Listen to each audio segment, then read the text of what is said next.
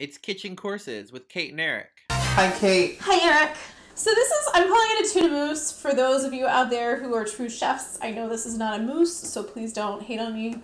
But it is kind of a more moussey flavor, and it has... You just mean a moose because it's Alaskan and has giant antlers. Maybe it has giant antlers. I think there are moose. Moose is both plural and singular, isn't it? Yes, ma'am. Moose. There are moose in North America, in Alaska, Canada, and there's also moose out in, where did I see them? Yellowstone National Park. And there's moose on this crostini. Okay, so Crostini. Sweater weather makes me sassy.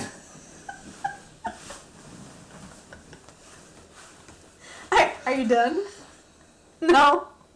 Keep going. You did not. You win me over? I was going to say, you did not like the sound of tuna crostini at the start. You don't like tuna typically, right? I do not. Okay, but this was edible. Kate knows her tuna. So Eric, I said I turned him into a tuna lover, and he did fight that back a little bit, and he was like, I wouldn't say love, but I will have another. So are you ready for this recipe? Yeah, what's going on with this tuna mousse? Okay, so you're gonna preheat the oven to 350. You're gonna take a loaf of French bread from your local grocery store, because you're not making French bread to make this crostini, and you're gonna slice it on the diagonal. We're gonna make 12 kind of appetizer portions. So in total, we're gonna have 24 little crostini bites. And then you're gonna take that slice and cut that in half. You're gonna take and put it on a baking sheet. You're not putting any oil, you're not putting anything on that baking sheet. Just put it on a baking sheet, put the kind of 24 pieces of bread, sliced French bread on the baking sheet, pop it in the oven. You're gonna cook it 10 minutes total, so 5 minutes per side.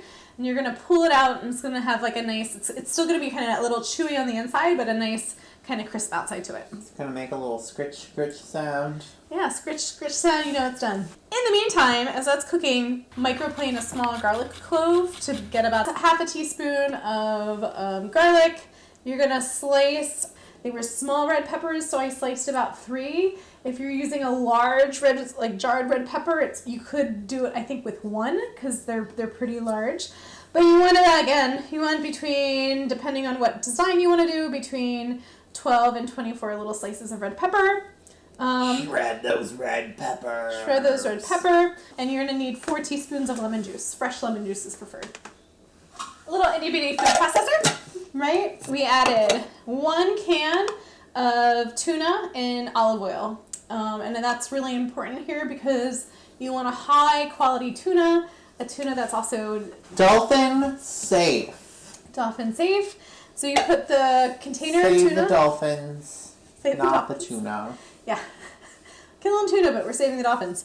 So you're going to drain off a little bit of the olive oil, put the tuna in here, put the one clove of garlic that's been microplaned, 1 teaspoon of capers, 4 teaspoons of lemon juice, 2 tablespoons of mayonnaise, and a couple of cracks of black pepper. Yeah? That's what we did. Mix it up. Mix it up. You're going to blend it up. Process it up. Until you get kind of a nice, smooth, moussey kind of texture. You're going to actually pop that into the refrigerator for about an hour and let it chill. At which point you can pull it back out, and you just take kind of about like a teaspoon or 2 and put it on each little piece of bread.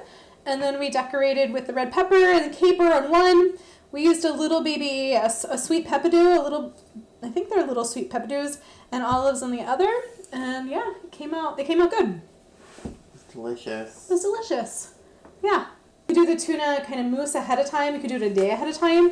And then the day of, you could just, do your bread and put the mousse and the decorations on right before your guests show up, and you're all set.